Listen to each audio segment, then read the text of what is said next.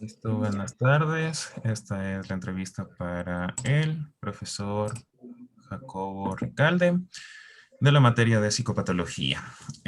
Con ustedes estamos presentando a la doctora María Emilia Iturralde. Por favor, doctora, si nos podría decir cómo usted utiliza las categorías del CIE-10 dentro de lo que son las psicopatologías del sistema de salud ecuatoriano. Bueno, a ver, me presento. Como ya dijo Carlos, soy María Emilia Iturralde, soy psicóloga clínica, también graduada en la UTLAB.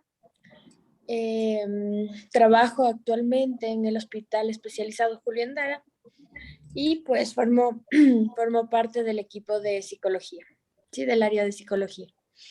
Entonces, ¿cómo trabajamos los diagnósticos dentro del hospital? Perdón, dentro del Ministerio de Salud. Del Eso me sistema de salud pregunta. ecuatoriano. Ya, bueno, primero, los criterios diagnósticos del Ecuador y en muchas partes del mundo se basan en el manual diagnóstico CIE-10. Por lo tanto, utilizamos esta categorización. Eso no quiere decir que dejemos de lado otros manuales diagnósticos. Puedo hablar desde mi rama, puedo hablar desde mi ejercer y puedo hablar por mí, ¿sí?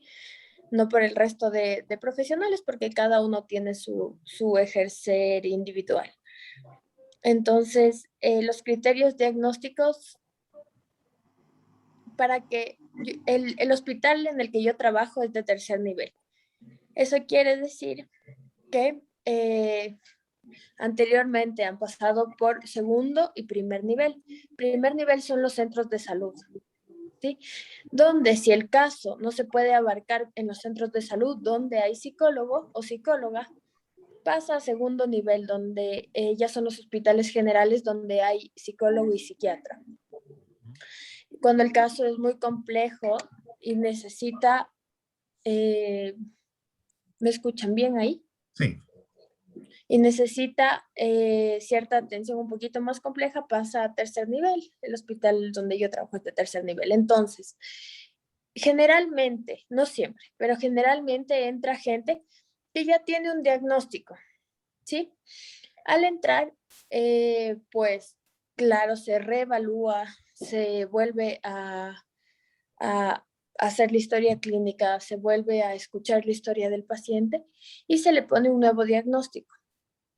El diagnóstico nos sirve a nosotros para, poder determinar qué tipo de tratamiento se le va a dar al paciente, o mejor dicho, dónde categorizar al paciente. Sin embargo, es súper importante decir que la práctica clínica en un hospital como el que yo trabajo tiene que ser entendida desde el diagnóstico, pero sobre todo desde la historia del paciente, ¿sí? Entonces, este factor de la subjetividad del paciente, de la historia del paciente, es lo que nos va a permitir poder formar un plan de trabajo con él. Sí, el diagnóstico nos ayuda a evaluar síntomas, que muchas veces son lo que se trabaja la mayoría de veces es lo que se trabaja de manera primaria, ¿ya?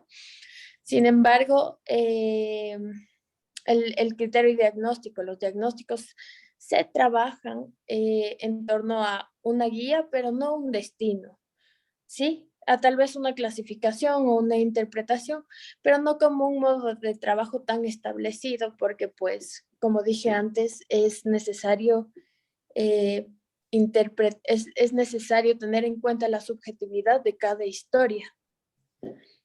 Eso, Carlitos, así lo utilizamos, así lo utilizo yo dentro de mi ejercer. Entonces, en este caso, los manuales en específico, el CIE-10, únicamente sería como una guía. Sí, son una guía de evaluación de síntomas y signos. A veces se puede servir también para el análisis multidisciplinario, Ya. ¿sí? Pero más allá, el diagnóstico no determina necesariamente el tratamiento, porque como dije, cada tratamiento tiene sus singularidades. Ya. Coméntanos Y sobre cómo ha sido tu experiencia en el uso dentro de este manual. eh, ¿cómo ha sido mi experiencia? Bueno, el manual abarca algunas clasificaciones, entre ellas trastornos mentales y y disfunciones sociales, ¿sí? Que vienen a ser la clasificación de los Z, ¿ya? Porque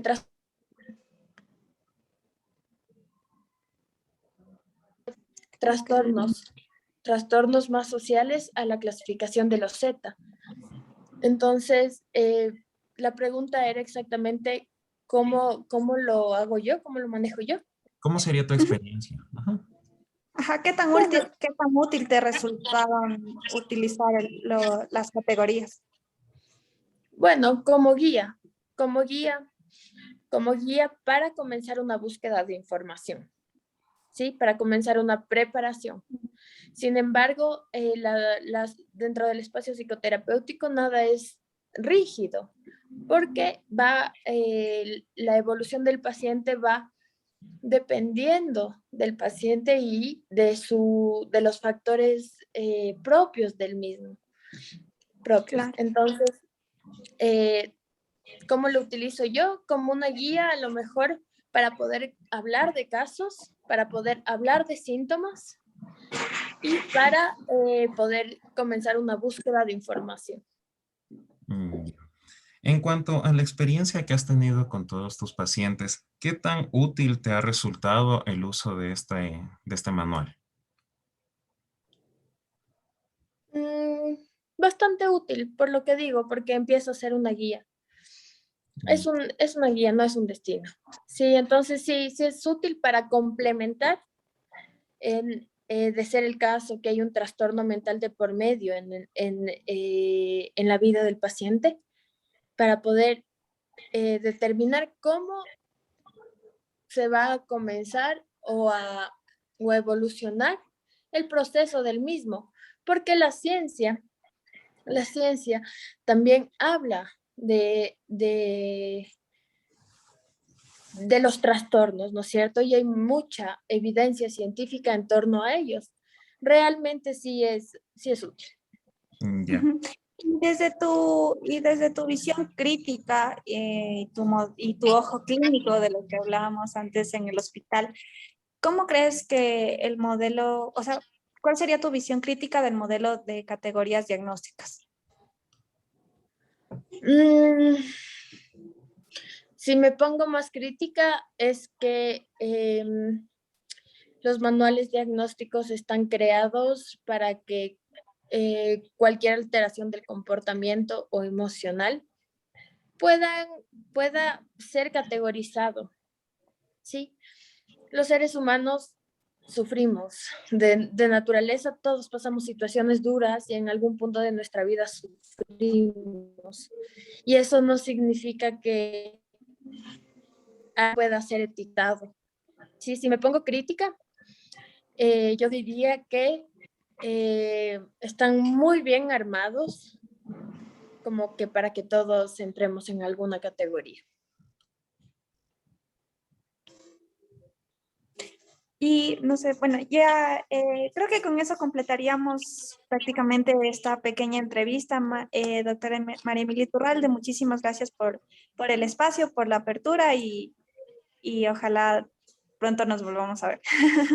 Sí. Muchas gracias, Bueno, doctor. chicos, de nada, gracias por tomarme en cuenta a mí también. Les recuerdo, no hemos firmado algo, un documento formal, pero les recuerdo que esta entrevista es únicamente para fines de uso académico. Ujú. ¿Sí? Sí, creo que Ya, Carlitos te va a pasar el consentimiento informado. Sí, ya, para que no te perfecto. preocupes. Ya, perfecto. Eso, Ya, Melanie, muchas gracias. Carlitos, Muchas que gracias. les vaya bien. Cuídate. Hasta luego.